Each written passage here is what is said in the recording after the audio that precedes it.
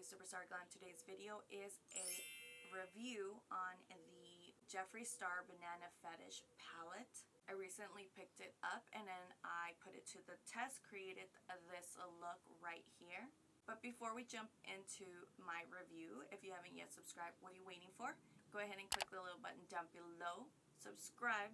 While you're there, also click the little notification bell, that way you're alerted every time I upload a video. And if you're interested in this review, then just keep watching.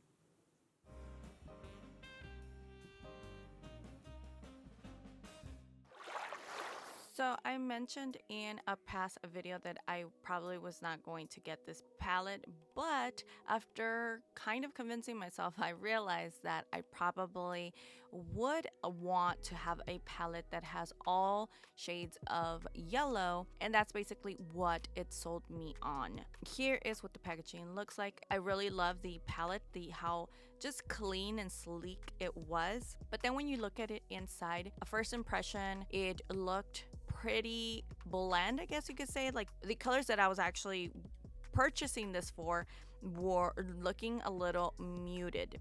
The look on the pans are not what they translate once you swatch them or once you apply them to the eye.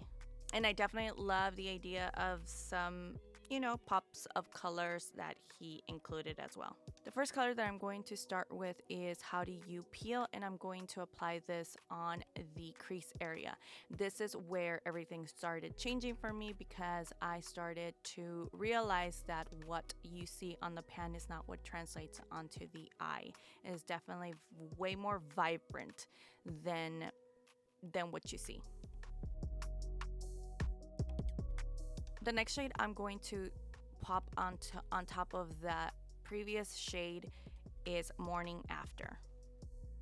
Now, taking a fluffy brush, I am taking the shade Hammock and then also applying it to the crease area. The next shade is Size Queen.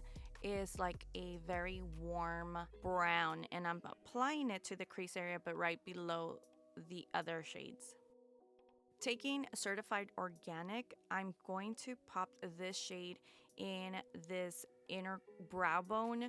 I feel like I've been loving to add dimension in this area as of lately.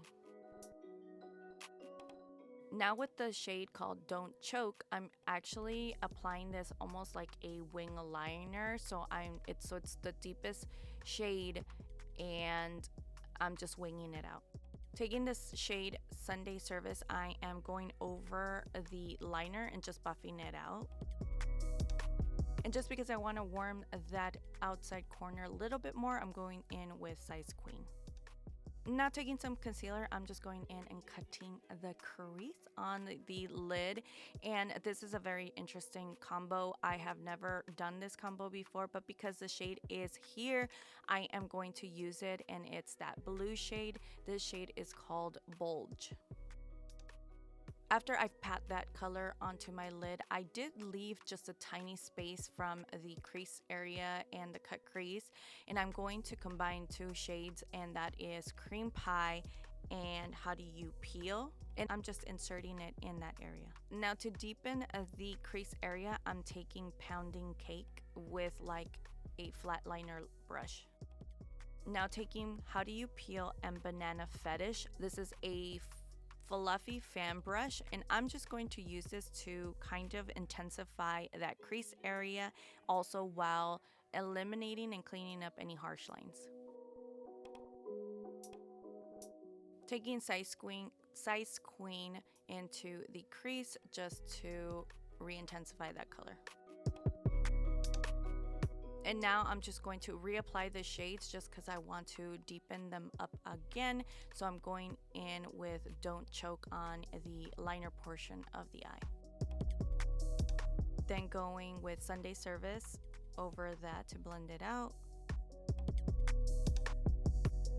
while also bringing Size Queen for the last shade in the outer corner.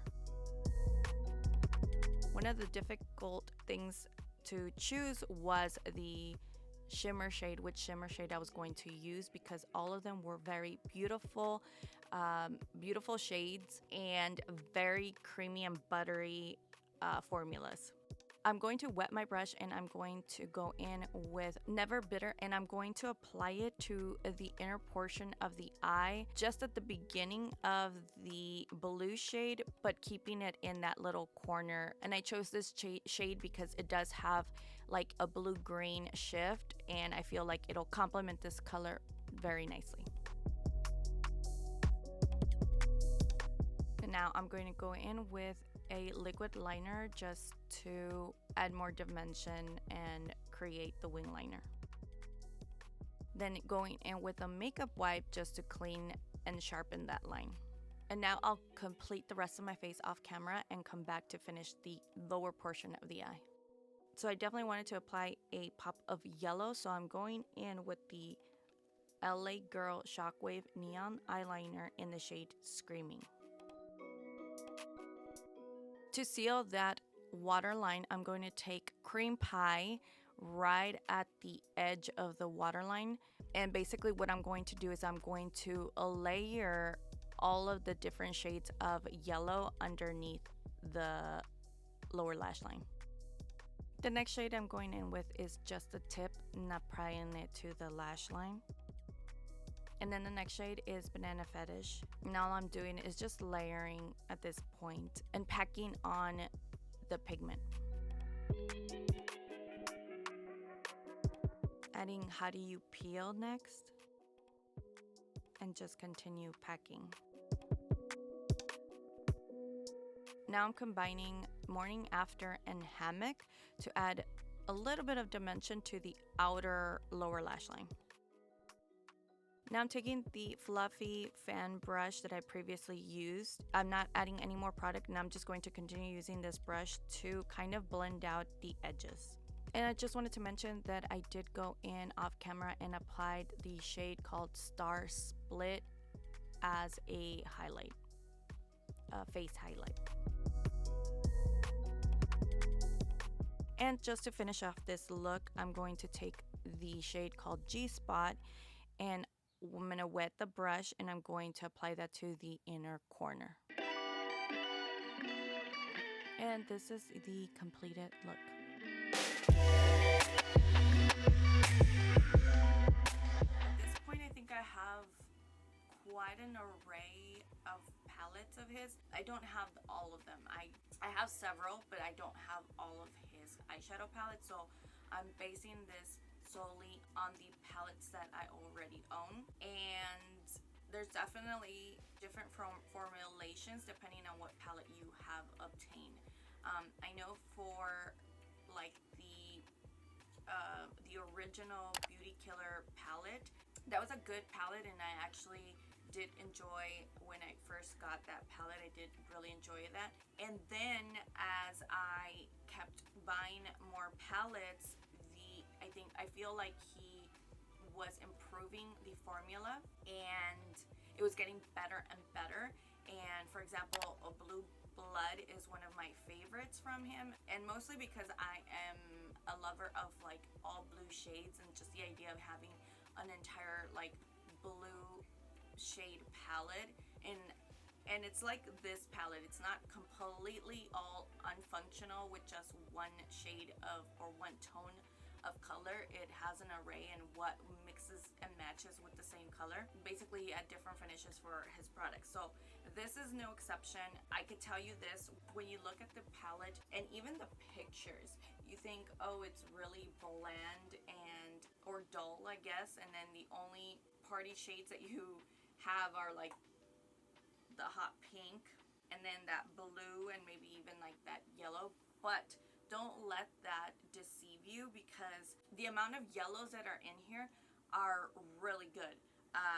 Like I said, they're deceiving because they look dull. They look like they don't have much pigmentation, but they actually do pop a punch when it comes to the color. And they all become wearable yellows that you can mix and match and get the right tone. That's basically what sold me in getting this palette, was the idea of having, I love colorful looks, and there's sometimes some palettes or some brands that love to incorporate like a pop of yellow here and there. Not all of them can execute a really good pigmented yellow, and some of them lack in tone. Like sometimes I want like a really bright yellow, or sometimes I want a muted yellow, a mustardy yellow. And I feel like this palette fulfilled that and it didn't disappoint. So I feel like if I am ever needing something yellow tone, I can definitely grab this palette and do it. And the idea that it's not just the shades of yellow, but you have so many wearable colors in here as well. Like this can definitely be like an everyday palette when you consider all of the browns that he incorporated.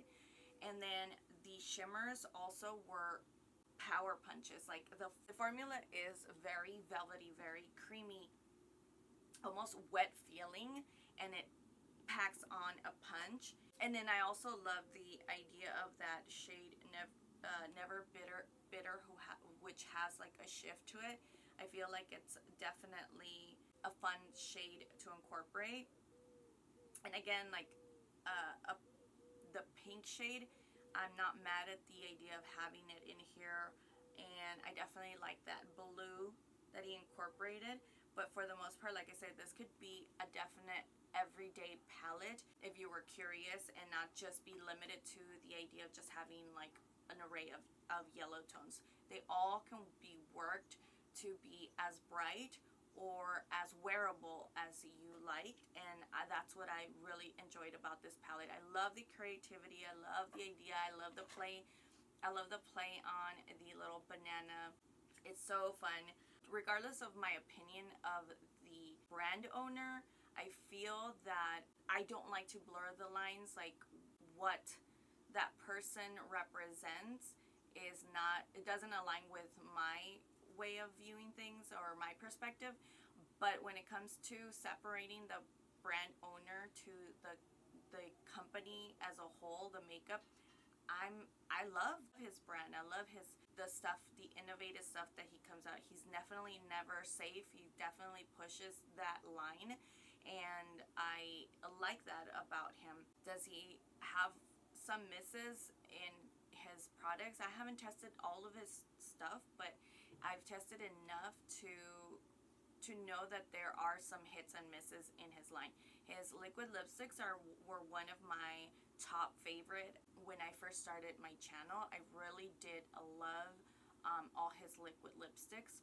Have really good formula. His concealers are really good, and his setting powder as well. So he's definitely has created a lot of signature pieces in his brand, and I've enjoyed it. So do I approve of this palette? Yes, I approved. I feel like the formula in this palette is definitely one of the tops.